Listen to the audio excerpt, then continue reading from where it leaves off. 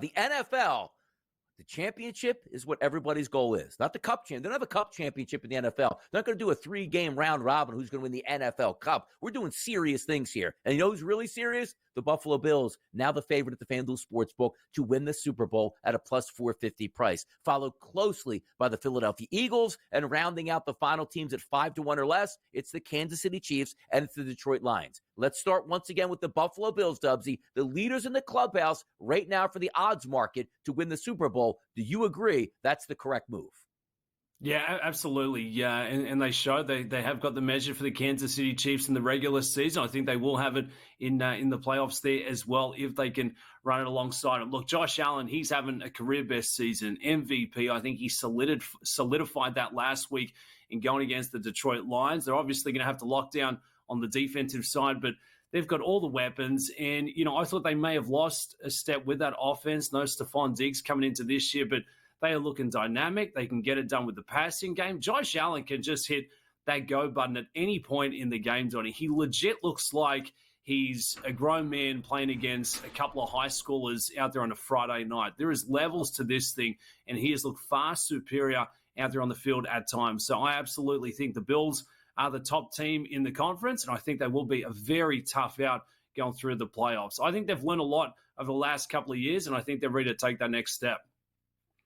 Now, if we take a look, too, because you're looking at not the standings itself, but actually the way the teams play football offensively and defensively. If we look at the defensive side of things and you look at the top 4 that's listed at the FanDuel Sportsbook in the odds market, the Buffalo Bills are 27th overall in defense, according to Pro Football Focus. The Eagles, number 1, the Kansas City Chiefs, Dubs, number 6, and the Detroit Lions are actually listed at 4th at this point, but that number is drastically going to change with how many injuries that they have. So if we're looking at the Bills, Josh Allen is absolutely sensational. That offense is motoring along. But could the downfall be of the Buffalo Bills at a plus 450 price, their defense, which again is outside of the top 25?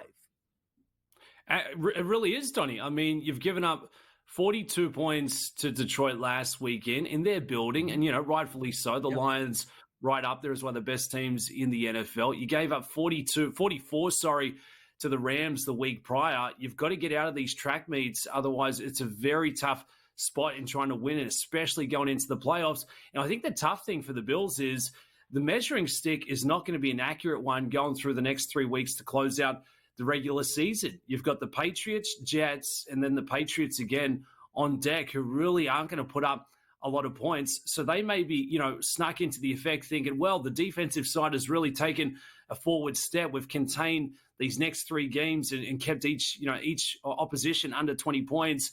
I think the real measuring stick is not going to come until they hit the playoffs now. So a little concerning, and you cannot be giving up that many points. I don't care how good Josh Allen plays. That is not going to win you playoff football. So I think they've certainly got to address that. They've got a really good chance of trying to get things in order moving over the next few weeks here. But the offense, absolutely A+. You cannot be giving up 40 points back-to-back weeks, and I don't think they will against the Pats, but that could be their weakness going into the playoffs.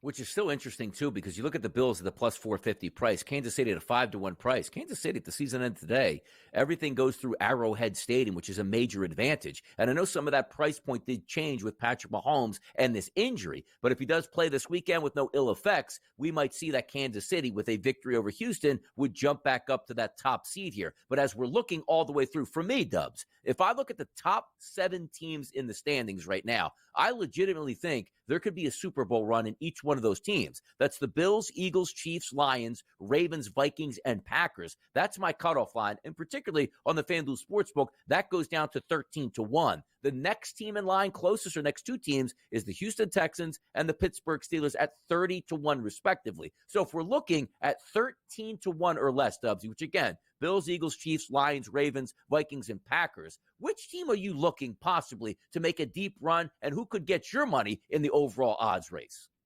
Yeah, look, I've been big on the Rams as a bit of a price play. They're playing better football. Can they actually make a full tilt towards the Super Bowl? I'd probably say no. I don't think they've got the depth. I think the Green Bay Packers are built for the big stage, and they've been playing some really good football. That was that was a bit of a surprise, a bit of a shock from what we saw last week, rolling Seattle and their building, putting up a 30-piece. They almost got it done against Detroit in Detroit and looked very strong against three strong opponents prior to that as well. So Jordan Love, he's playing better and better. He's looking every bit of the superstar that we saw last season now that he's coming back with full health. And Josh Jacobs setting the tone with that run game out of the backfield. And again, you look at their offense, it's dynamic. They can spread the field. They can get it done with the run game. So I think the Packers, and looking at their closeout for the year here, they've got a really good run into the playoffs. So I think it'd be Green Bay as the price for me. And it's very clear, the top couple of teams in the NFL, I think it's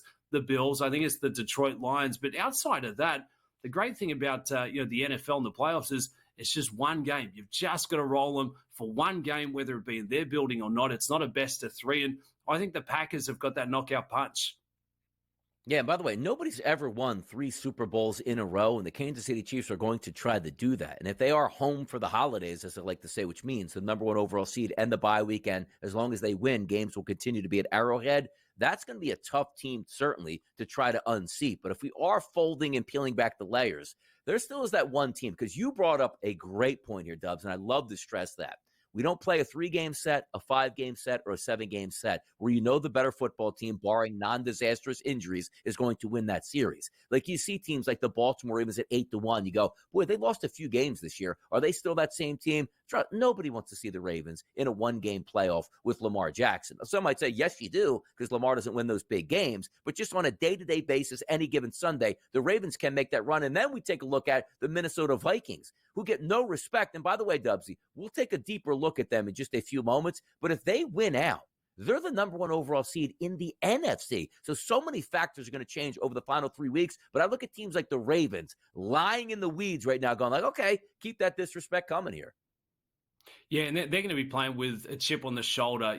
We've seen enough through the regular season, but for Lamar Jackson, he's savvy enough to know what the press say about him, and he will be tested in the playoffs. And suddenly, that 1-2 punch out of the backfield, what he can do with the wheels, I think they learned that lesson by not running the football, and that was, ultimately what led to their exit last season. They'll take that, they'll learn from it, and with that offense who can get it done with that run game, also Lamar, when he needs to get it downfield, can absolutely do that.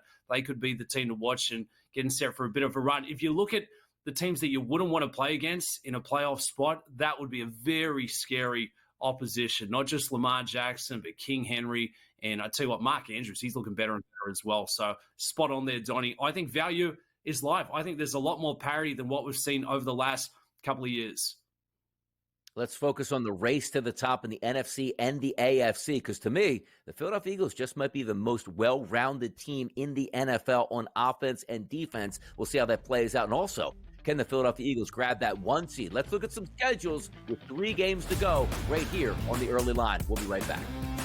Dubsy, the race to the top in the NFC and the AFC. Down the stretch they come. 3 games left in the regular season. Let's put our focus here on the NFC. And with the odds to win the conference at the FanDuel Sportsbook, who's in the lead? It's the Philadelphia Eagles at a plus 220 price, followed by the Lions, Packers, Vikings, Buccaneers, and the Rams. But if we are focusing on right now, if the season ended today, the number 1 seed would go to the Detroit Lions. Their finishing schedule at the Chicago Bears, which you might say should be an easy victory, but this is now a banged-up Lions team that's used to playing in a dome all season long, going into the Windy City to try to take on a division rival, followed by at San Francisco, quite frankly, is banged up, but still in it in the NFC West to win it and get a possible playoff spot, and then that titanic battle against the Minnesota Vikings. Let's quickly start here with the Lions. To me, the best team in the NFL, but I got to be honest, right now, Dubsy, they're not the best team in the NFL. They're the most injured team in the NFL. Most injured team in the NFL. Big Hutch telling us that he's going to be back ready to go if they make the Super Bowl. Please, my guy, take it easy. But getting set to square off against the Bears, who, look, Caleb Williams, I'm not the biggest fan of, but I can just feel there's a breakout game coming from the Bears, and you're going into their building. That's going to be a tough environment to play in. For the 49ers, they're still right there in the division. I can't figure out how, but I guess, a couple other teams have made that possible for them, and they're going to have that motivation in Santa Clara. And the Vikings, who are playing some really good football, at this time of year as well. So, look, Detroit are playing with a lot of momentum. They didn't get the win last week, but I don't really think that's going to be enough to deter them. But it's injuries, it's the pressure, and it's the decisions being made by Dan Campbell at clutch times. It's similar to what we highlighted prior to the break. You can score plenty of points. We've seen that from Josh Allen, the Bills. We've seen it from the Lions, but that's not how the playoffs is going to go, Donnie. It's not going to be a 44-42 kind of track meet affair. It's going to be a low scorer where the defense has to get it done, and you've got to make the right decisions at the right times. Everyone is going to be primed up to their best, and I guess that would be the concern for me. Injuries and making those critical decisions going against a lot tougher teams, and they're going to get a really tough test trying to close out the regular season. No, they are. And if you are looking at that 3-game slate with the way they're banged up, there is expected to be a loss in there. It just depends on who that loss is actually going to come to at this point. You saw them get hammered by the Buffalo Bills, which a lot of teams would get beat by them. But the question now turns up is next man up is always a fun topic to say, Dubsy, until it's next man up after the next man and the next man up after that guy who just got injured. That's what you're getting with the Detroit defense. You flip it over to the Philadelphia Eagles, who also have an identical record to the Detroit Lions at 12-2. You see them at Washington, then home to Dallas, and home to the New York Giants. This would be a tough game for the Eagles on the road. They were very impressive against the Steelers, but that was a physical football game. Now you see Washington at home in a must-win situation for them. If the Eagles win, they'll close out Washington and win the division. So looking at the Philadelphia Eagles as the favorites currently right now to win the NFC, those 3 games left on the schedule, that looks like they can navigate a 15-2 record, which is crazy good. Yeah, and look, Donnie, we said going into last week that was going to be the testing spot for him, going against the informed Pittsburgh Steelers. But they showed up ready to play, and it looks like all has been squashed with A.J. Brown and star quarterback Jalen Hurts there for the Philadelphia Eagles. The quick way to resolve a bit of tension, get him the rock, get him into the end zone, and we saw that over the weekend there. So for the Eagles to have suddenly looked like to have found that passing game at the right time of the year, their defense hasn't missed a beat. They're keeping teams to some low totals, and I do think they could pick up the next 3 wins. And look, the odds makers, they're telling us that it's all about the Eagles, but I still feel like the public, Donnie, aren't buying in. They're saying we've got to see a little more. They've poked holes through the schedule. They've put question marks through Jalen Hurts' play at quarterback. This is a team that's resilient. They've got a lot of moxie, a lot of character. Sirianni is coaching with his heart on his sleeve, and I think they're making a run at the right time of the year, and they may be able to try and close out this regular season with plenty of momentum and really take that through into the post. So I love what I've been seeing from the Eagles of late. Yeah, it's been really good. It's been a great season, one that really looked like it was going to go off the rails early after that Tampa Bay loss on Monday Night Football, where they saw themselves at 2-2 heading into the bye. Haven't lost a single game since in a franchise record double-digit win streak, which never happened in Philadelphia. But we do talk about the Minnesota Vikings. Or should I say, we don't talk about the Minnesota Vikings enough. They also sit 12-2 along with the Lions and the Philadelphia Eagles. Now, the difference here is, yes, we expect Detroit to get a fight at Chicago, at San Francisco, and from Minnesota. The Eagles, a lot easier schedule, but the Vikings at Seattle, which looks like Geno Smith is probably going to be back for that game, an ultra-important game for the Seattle Seahawks as well. Then you take on the Green Bay Packers, who are every bit as good as just about any team in the NFC, and then you finish at the Detroit Lions to end the season. So it's one team that we don't talk about all that much that if they win out, Dubsy, they're the number 1 overall seed. But the question is, can they win out with that tough schedule?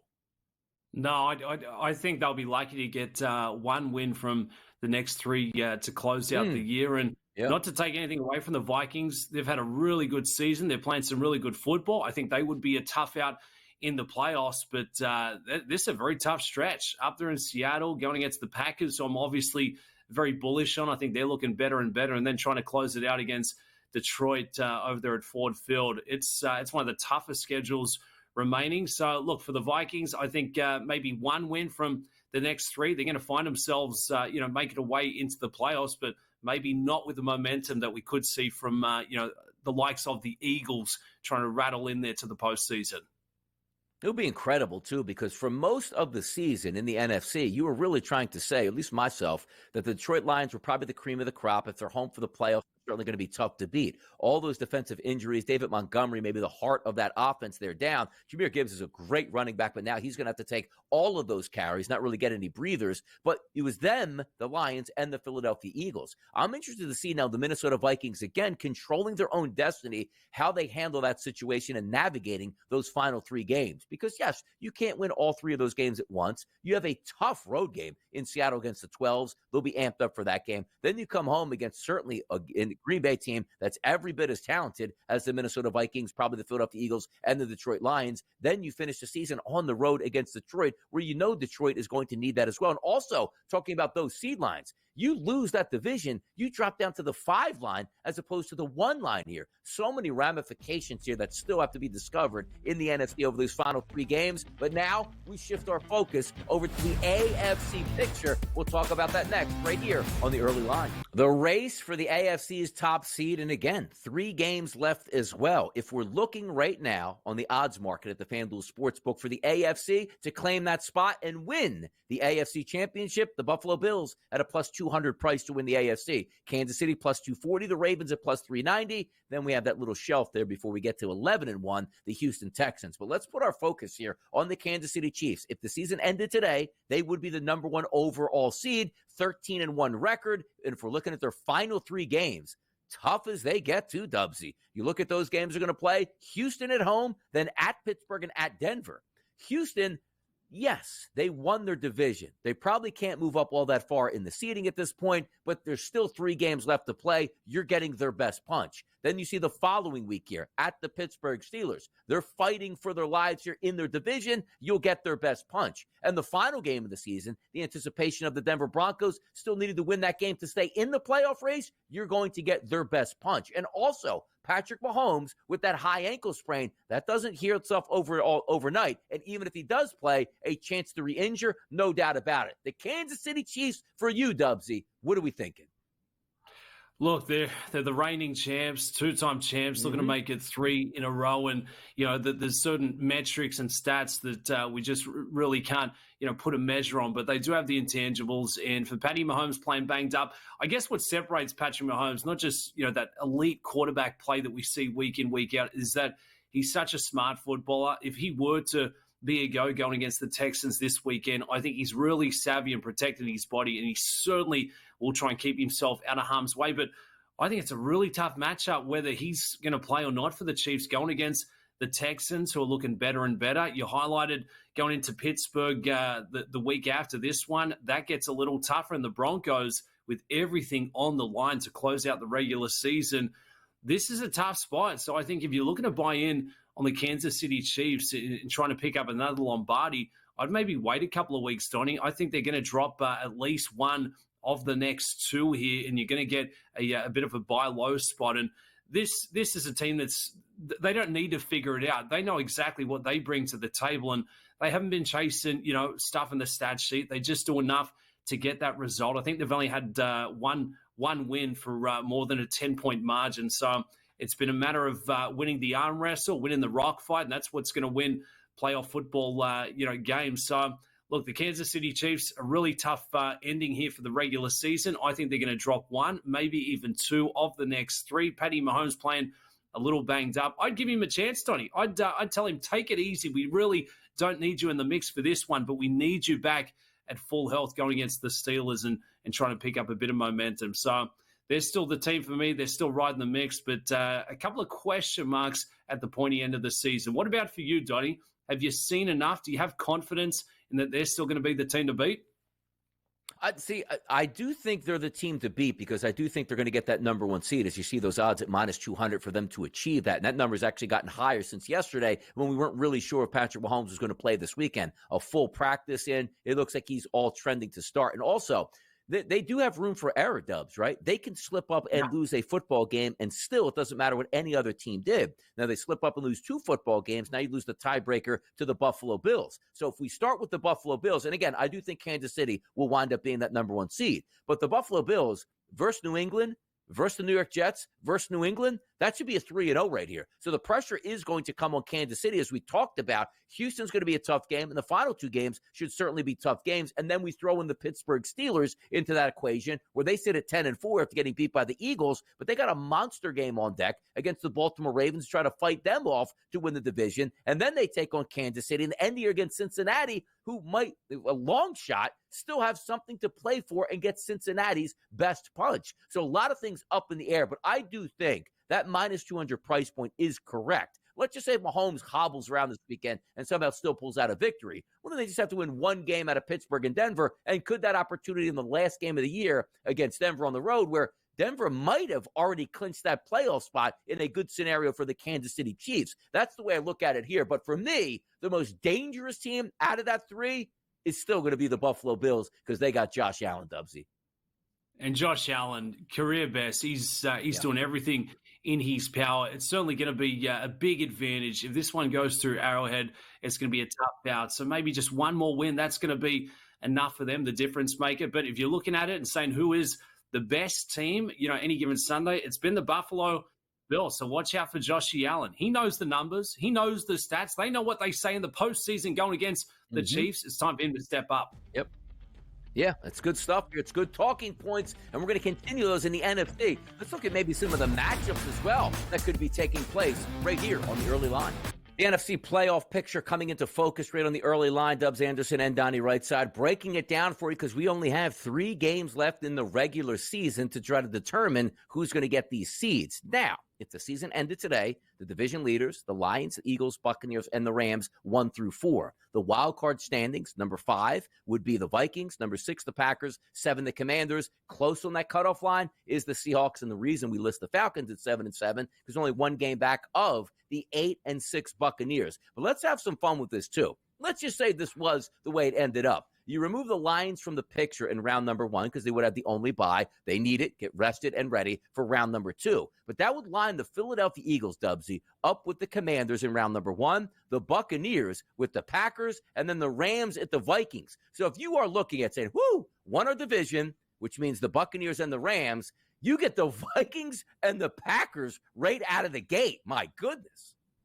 It'd be quite the opening round of the playoffs there, Donnie, and trying to take an early lean, it's nearly impossible once you get through Detroit there. I mean, the Eagles against the Commanders, love the look of Philly there, but the Bucs going in taking on the Packers, over there, Tevin, that'd be a tough matchup. And the Rams against the Vikings, I've still got question marks on who'd be the better team out of those two squaring off. So it's right in the balance right now. Outside of the top team, top 2, I do feel like there's a lot of parity. And as we highlighted earlier in the show, with the great thing about it being a one and done in the playoffs, there you've only got to work your way past it and pull a one upset to get through to the next round. Is anyone can show up and get it done. I really feel like it's wide open this season. I really don't think there's much of a difference between the top of the board, the top seed, and whoever comes in for 7th place. So if you're big on a value, long shot play, I think the board is absolutely live for some of the wild card contenders. Yeah, you also look at it too, like I guess the Buccaneers would be favored, but I don't even know. Like, you're looking at that matchup here, Buccaneers and the Rams, as those 3-4 seeds at home. But the Vikings, would they be favored, and would the Packers be favored? That's what makes it so tough, because that NFC North is so good that it's like, yes, you're going to win the division for the other seeds, but you got to line them up here. That's how imperative it is. If you're the Lions, you get that number 1 seed just to avoid this mess. And also, the Philadelphia Eagles sitting in that 2 seed, who it's no slouch if it winds up, let's just say, being the Commanders in that 7 seed. But my goodness, you don't want to line up in game 1 of the playoffs with all that pressure and see the Packers and the Vikings maybe storming the fort at that point. But if we are looking, Dubsy, right, let's just say Lions, Eagles, Buccaneers, Rams, that's 1 through 4. If you see 5, 6, and 7, like, which one of those teams you feel goes the distance or has the chance to more than the other? Because to me, it would be in the same order as it's listed, Vikings, Packers, and Commanders. But do you see it any other way in the NFC? Look, I like the Packers as the price play, but they're certainly going to have a very tough assignment.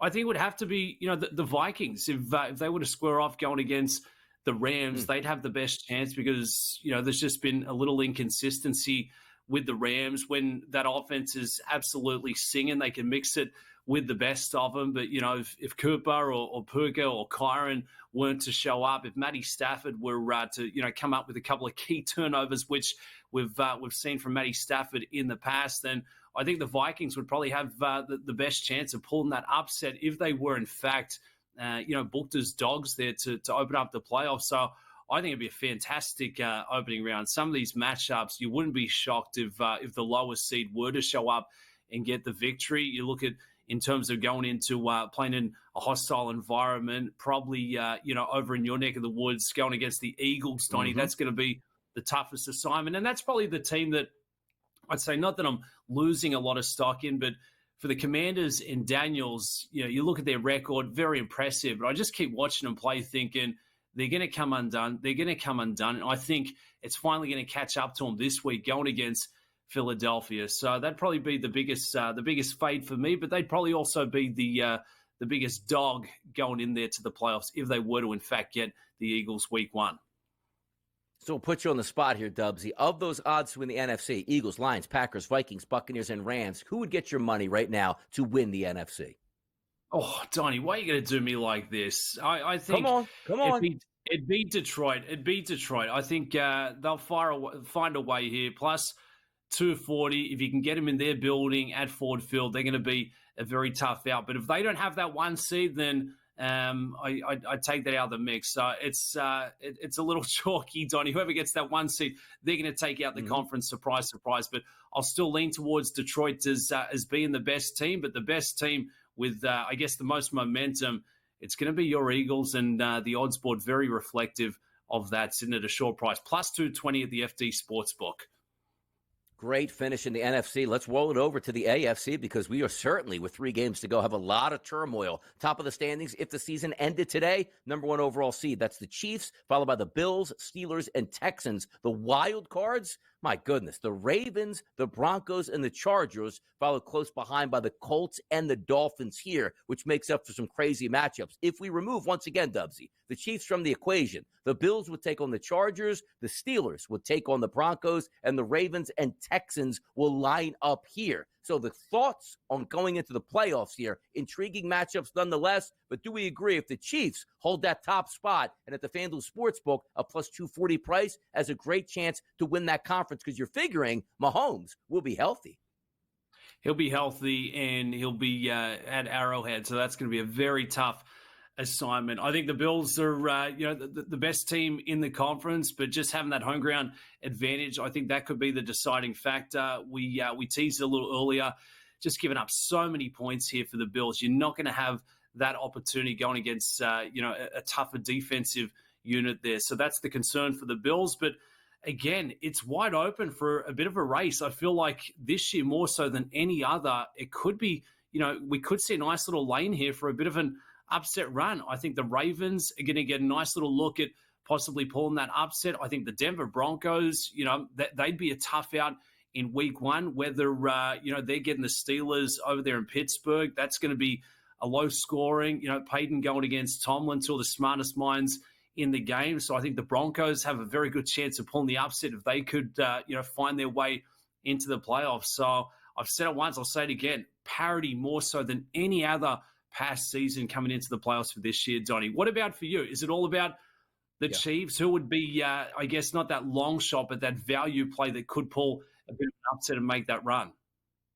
Yeah, I don't think, Dubsy, to be honest, the Chiefs are the best team in the AFC, but circumstances dictate on what those outcomes, I think, will be. That means if the Chiefs are the number 1 overall seed, they get the extra week, and Patrick Mahomes may be resting up that ankle even more. They're home at Arrowhead. They're extremely tough to beat anywhere, let alone on their home field. But if you are sliding that needle down, I do think the Bills have the capabilities that have shown over the past couple weeks, which includes beating the Kansas City Chiefs. They can handle the AFC. The intrigue for me really comes at that 5 seed right now, which could change. And maybe if you see a victory this week out of the Ravens, they could overtake the Pittsburgh Steelers and steal that division lead, which gives them the home game. But I'll tell you right now, if you are the Texans, hey, cruise control right now. Let's sit in this 4 seed, and you end up round 1 with the Ravens in your own building. That's going to be a tough pill to swallow for them. So when I look at some of the odds here, right? Bills plus 200 to win the AFC. Kansas City Chiefs plus 240 price. The Ravens plus 390. And then you see the Texans 11-1 along with the Pittsburgh Steelers.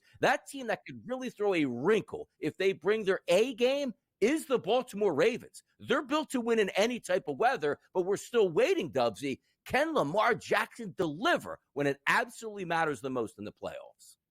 I think he can, Donnie, and I think he would have learned a lot of lessons from last season and years prior. Obviously, it's not all about listening to the media, but he hears that smoke directed towards him. We know they abandoned the run game when they absolutely shouldn't have last year. And guess what? Now you've got King Henry leading the backfield there as well. So they can get it done with the run game. The wide receivers have been fantastic. And suddenly you've got the big 1-2 punch there with your tight ends as well. So this offense, this quarterback, that running back, a very, very scary and formidable out. You get him at plus 390, Tony. I don't care where you're playing this one. They'd be scary. Bottoms up at the bar, yeah, that means you're drinking and having a good time. Bottoms up in the NFL, you're hoping you even have a job next year. Let's talk about the worst teams next. Dubs, we like great football. We like to watch entertaining football on our television. It's great when the big teams line up because we sit down and enjoy it, which is why we talk playoff race. Once we get to the playoffs, great football teams playing great football, we love that. But there's also the other side of the NFL with horrendous football teams that we see on a week-to-week basis. And it's crazy because you might sell yourself, right? You look at the Major League Baseball and you go, well, one team's going to spend $350 million on the roster, Dubs, the other's going to spend $30 million. Of course, there's a discrepancy. But in the NFL, you have a cap and you have a number you can't go below. So theoretically, every single team should have the same opportunities to be good as any other team. And also, if you're bad, you get a higher draft pick with a quicker chance to improve your football team. But still, we have teams that are 2 wins and 3 wins and 4 wins on the season. So now as we take a look at the race to the bottom and the NFL's worst records, which we talked about, the Tennessee Titans at 3-11 earlier with Will Levis. Why are you making a quarterback change? Just stay with the narrative that Levis will continue to lose football games so you could have the worst record. It's tough as a fan base to enter the season and go, I hope we end up with the worst record. No, because early on, maybe the team gets good and you can make a playoff run and you can cheer on your team. But it's apparent once you get to December, if your team's not going to make the playoffs, lose every possible game you can. So the 2 teams, let's start here. The Las Vegas Raiders and the New York Giants, both with 2 wins. You look at the remaining schedule. For the Raiders, it's Jacksonville, it's New Orleans, and it's the Chargers. For the Giants, it's Atlanta, Indianapolis, and Philadelphia. So for me, the Raiders actually have winnable games, if that makes sense, even if I don't think they're probably going to win. The Giants, playing at Atlanta, they're probably going to lose that game because Atlanta's fighting for something. Then Indianapolis, 2 weeks before the season ends, Indy's still in the playoff race. They'll be fighting. And then at the Philadelphia Eagles, which will be interesting. If the Eagles have, let's just say, maybe the number 1 seed locked up, or they can't get the number 1 overall seed, do the Giants still even want to play in that football game because they know they want to lose? Who is that top seed to be the worst seed, Dubsy? Which means you get the number 1 overall pick.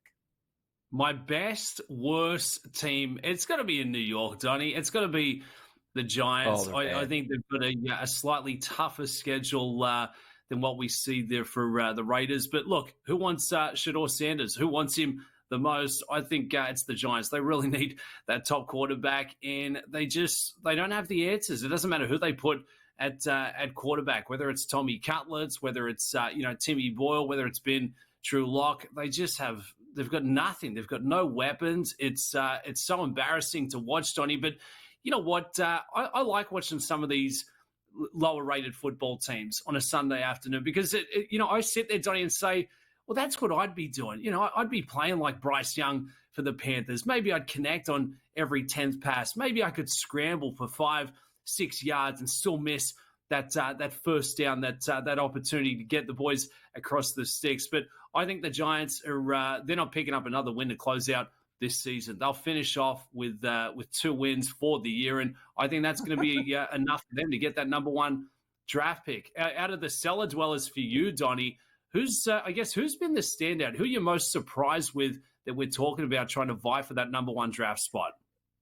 I'll tell you who might get the most help here, if that makes sense, Dubs. Like, you look at the Raiders. What are they in the market for? Absolutely a quarterback. You saw the signs in the back of the end zone repeatedly, tank for Shador. Then you take a look at the New York Giants, absolutely in need of a quarterback. Now, you do have two talented quarterbacks up top. Are they generational guys that we talk about, like the Trevor Lawrences or the Andrew Lucks, or are you actually tanking? Caleb Williams was thought to be one of those guys last year. Not necessarily. But let's just say, Dubsy, 1-2 finish, Raiders and Giants. They both have to go quarterback. They really do. So, which leaves me to the New England Patriots at 3-11. Let's just say they lose to Buffalo, the Chargers, and Buffalo again, which they probably will.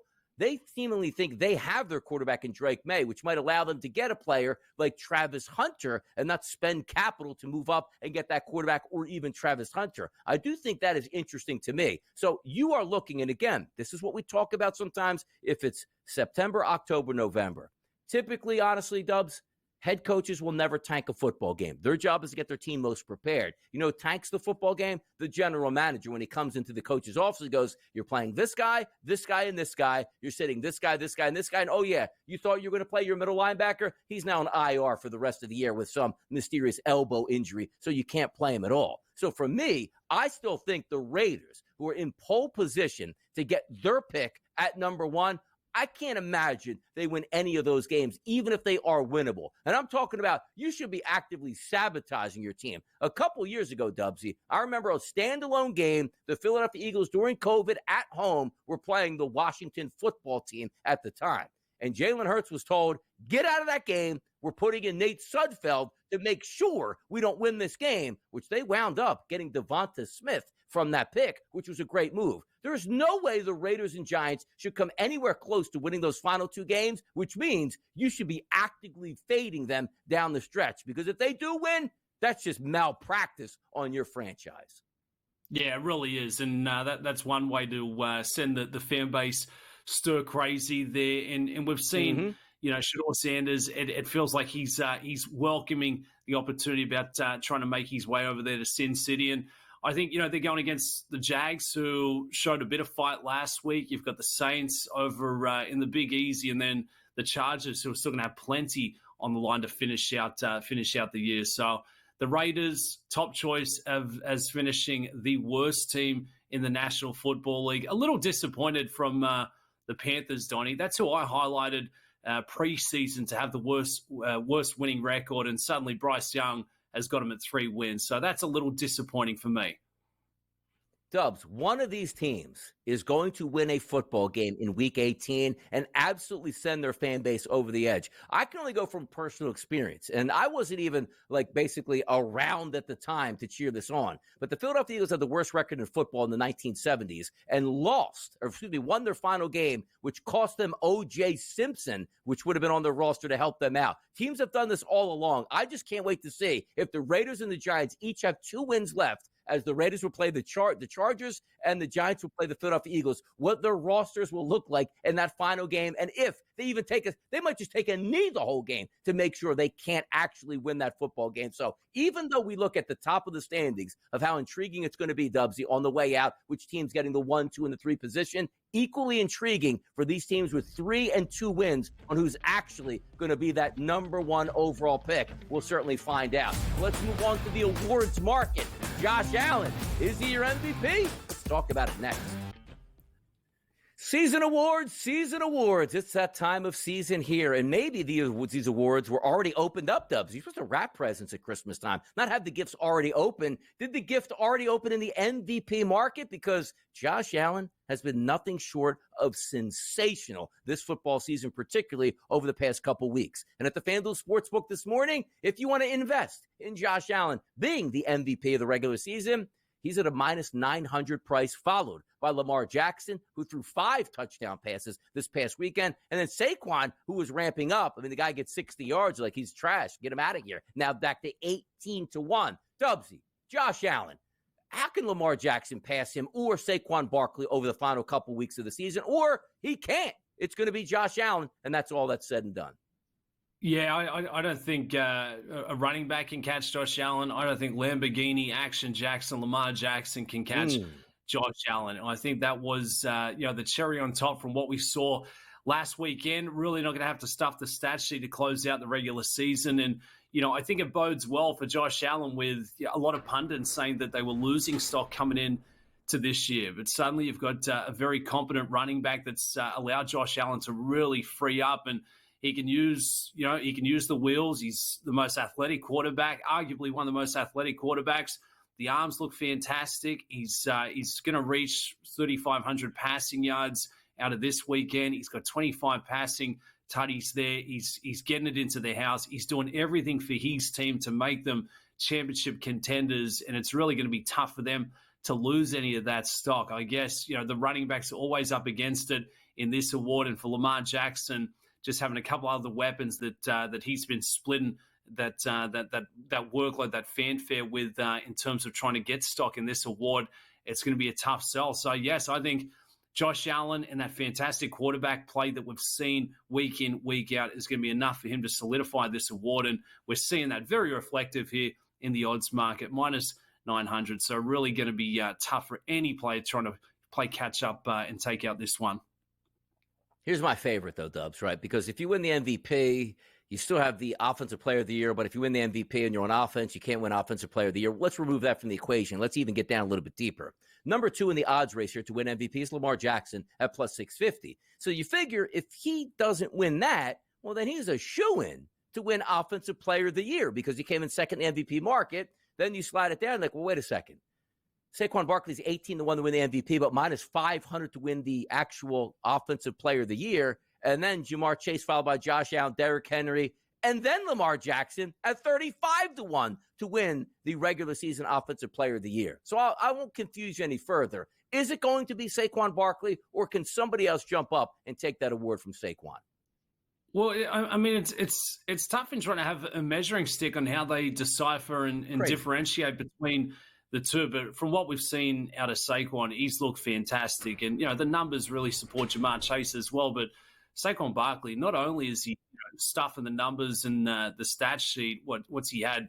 Most carries in the NFL. He's got the most yards, almost at 1,700 rushing yards. He's probably going to get to 2K. He's getting it into the house, and he's picking up style points. He's doing backflips over the opponents, and he's really carried this run for the Philadelphia Eagles. So I agree with the market, and I think he's going to be another tough one to catch, minus 500.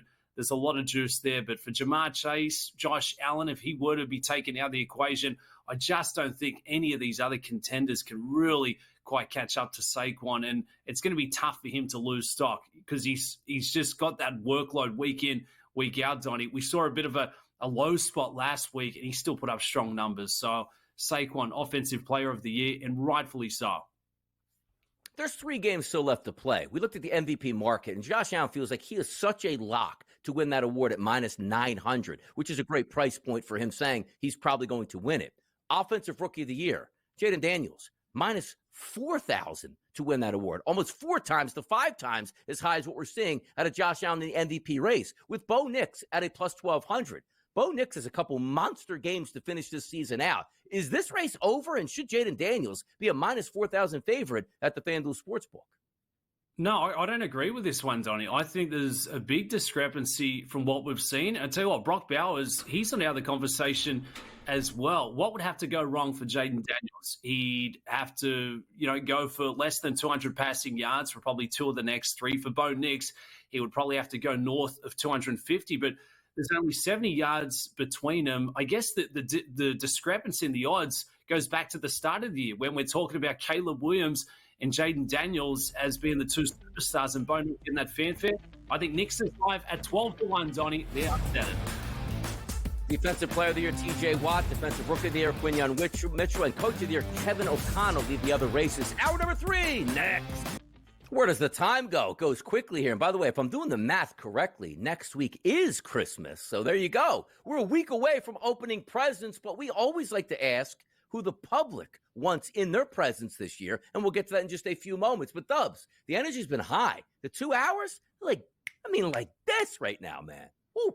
It's electric, Donnie. The vibes are, one would say, immaculate. You could say we've got that aura going early on a Wednesday. So for you sports fans, appreciate you coming along for the ride. And Donnie, why wouldn't it be? How much do we have going on in the landscape? Not just for this afternoon, but going into a new week in the National Football League. It's bowl season. We've got the NBA Cup. That's run and done. Thank goodness that is over there last night. But I'm charged up. I'm feeling limber. I don't want to stop this thing. I don't want to cap it at 3 hours, Donnie. I want to keep on going. Give the people what they want.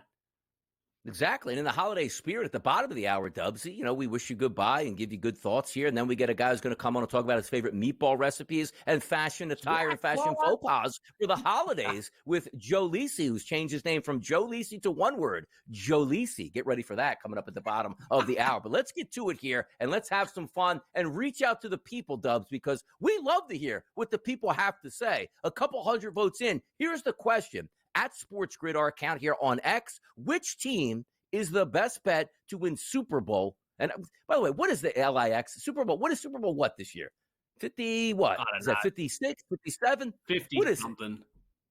But can we do away with the LIX? I mean, it was really cool, like in the beginning, like Super Bowl 1, 2, 3, like right 1, 2, 3, 59. Like we barely can even understand what it is now. But that was the question that went out to the people, Dubs. There were 3 choices and the other button, which means you can reply back and say what your favorite team is that you think is going to win the Super Bowl as your best bet. In order, the Buffalo Bills, the Philadelphia Eagles, and the Detroit Lions. The price points are significant. The Bills plus 450, the Eagles at plus 480, and the Lions at a 5-1 price. Most notably, the write-ins, where are the Chiefs at? And understandable. But the leader in the clubhouse right now is the Buffalo Bills at a plus 450 price, Dubsy. I didn't vote for the Bills, but I ask you this. Did you vote for the Bills? And do you think the Bills are the best bet to win the Super Bowl?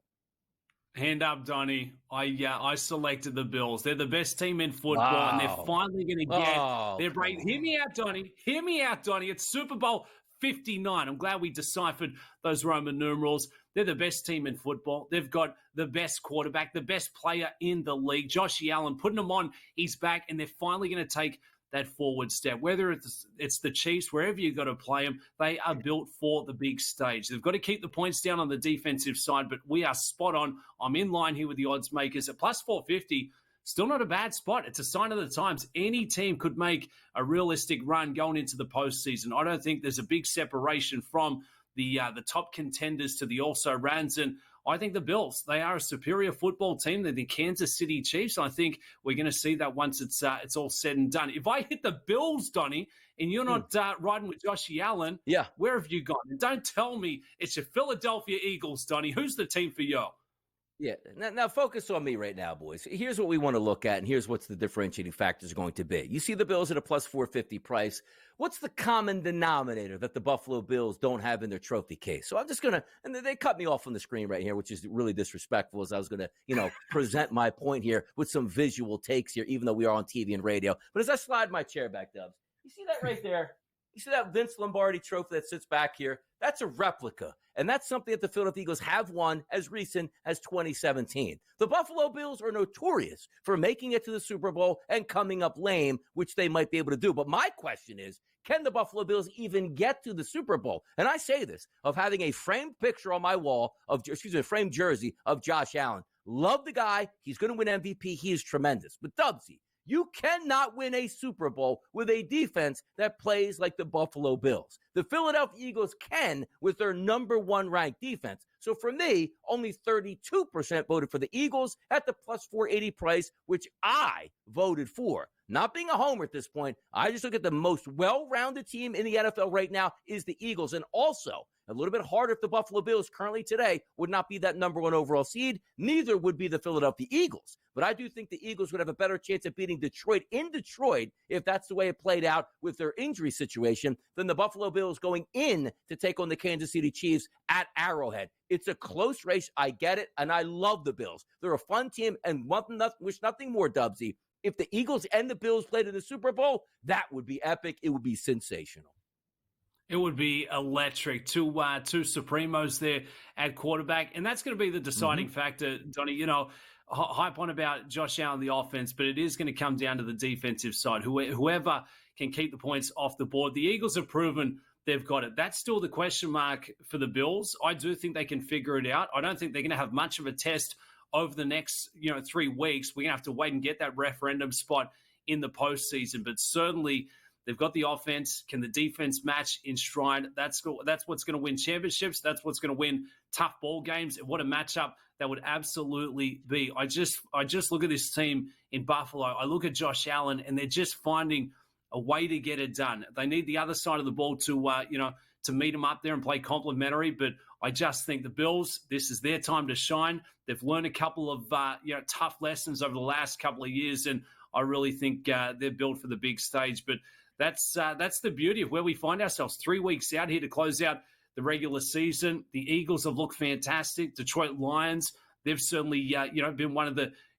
perennial contenders going through the regular season. And we've highlighted a couple of price plays, Donnie. Would not be shocked if we get a bit of a long shot really making a surge in trying to take out the conference and maybe trying to take out the big Super Bowl 59, the big dance. So rightfully so, the Eagles, you've made a glowing endorsement. It could be time to start lubing up those light bulbs in the city of Philadelphia, Donnie. What would the celebrations look like for yourself? For me, now, Grant, here's the contrast that we have to work through, Dubsy. We're going to be in New Orleans. We're going to be back here in Homedale doing that Super Bowl. And I'm telling you right now, I started to lay down the law, Dubs, because I'm glad you asked that question. Like, as you know, Pro Football Today in-game live, we do that live on the set. Some people like to splash the pot, which means in the background, somebody might have a faster feed. Let me tell you something. If I am working Super Bowl Sunday with the Philadelphia Eagles, and there might be Bills fans back there, which I know there are in the production, charts, let's just say. If that pot is getting splashed against my Philadelphia Eagles, it might be, sometimes when somebody pulls the plug on the network, it just goes like, boop, and you just see like the colors on the screen. We might get that here at the network. If I'm working and the pot is being splashed, like a late 40-yard field goal beats the Eagles, like we saw with the Kansas City Chiefs a couple of years ago, and I lose it, and I hear the cheering in the background, I don't even know if we'll have a network again, Dubsy. That's how I think it's going to go. Could we get a DRS walk-off? Things you'd love to see. It'd be great television, great feeling, but we're in agreement.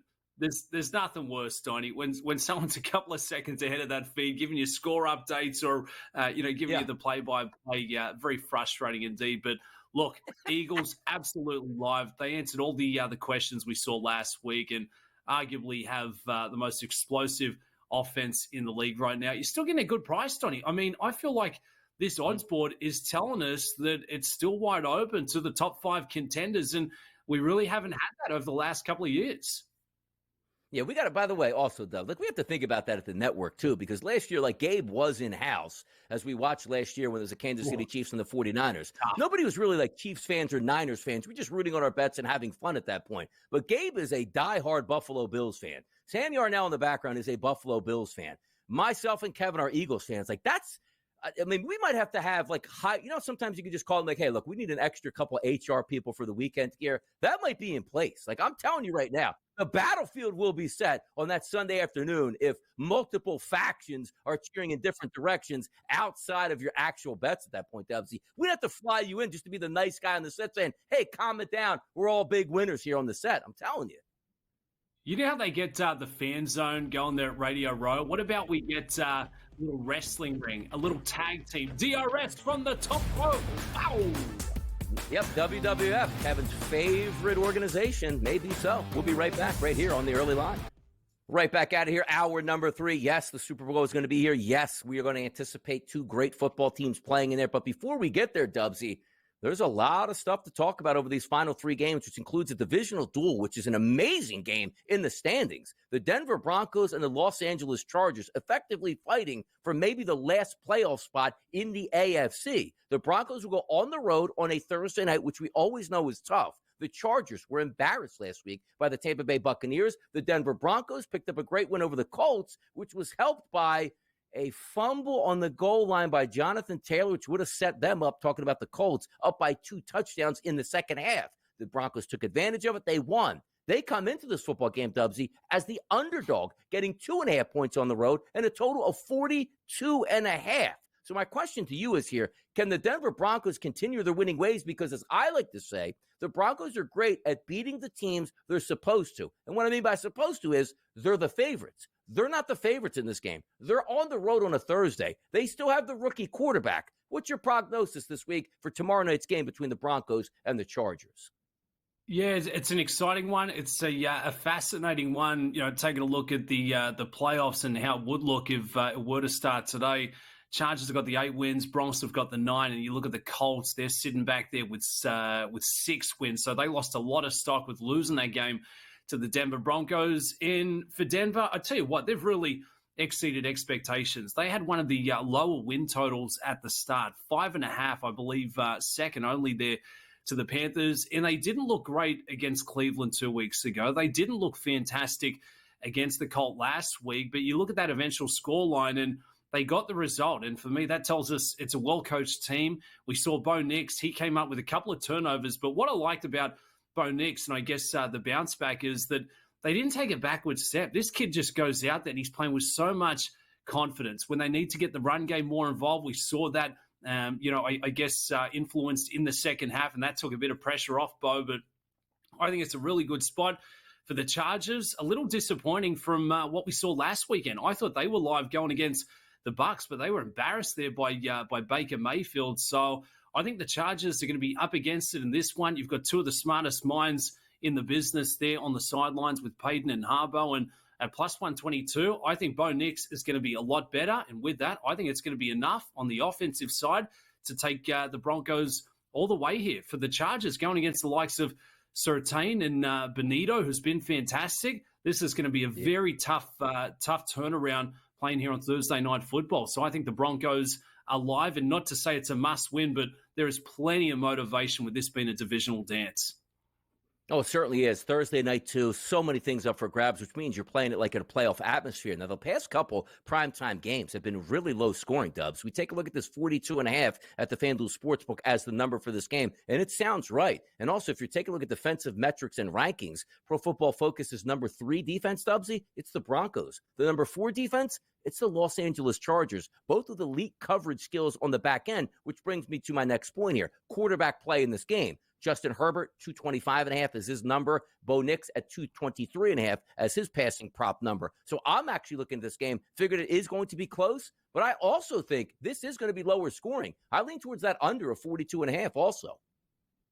Yeah, it feels like a playoff game. It's going to have that intensity for the Broncos. I think they figured it out last week. They've got to get that run game going, and they've got to get it going early. And for the Chargers, for the last month or so, they've tried to get that passing going and trying to get the vertical options a bit more present. But I think they're going to have to get back to their ground game as well. So with that, I think the clock's going to be chewed up. And what's the total sitting at 42.5?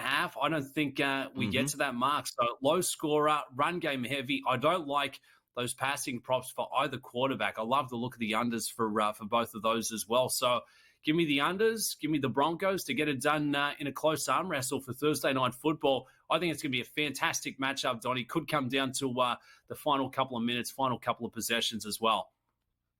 Final field goal kick there, certainly. You're looking at the rushing props, too. Only 2 running backs listed here for the Chargers. That's Gus Edwards and Kamani Vidal, 34.5 and 28.5, so not in big numbers. And then for the Denver Broncos, it's just Bo Nix right now at the FanDuel Sportsbook at 21.5 because they have a lot of running backs. You just don't know who's actually going to get the carries at any certain time. So when I line games up like this is like a nightmare scenario where I think the game is going under. The quarterback props aren't great. Which running back you're going to pick out of a hat? The one thing we do know is each one of these teams does have number 1 wide receivers. The question is, how healthy are they going to be? Ladd McConkey, that question mark, he actually leads the game right now with the market at 64.5 receiving yards. Cortland Sutton, the starter here for the Denver Broncos, that's 62.5. We're not worried about Sutton's injury conditions more than Ladd McConkey's, but then there's Quentin Johnston, Devon Vele, Marvin Mims, all low numbers in this spot. So you could find a gold mine here, but picking out who actually is going to be the lead dog against 2 quality defenses, Dubsy,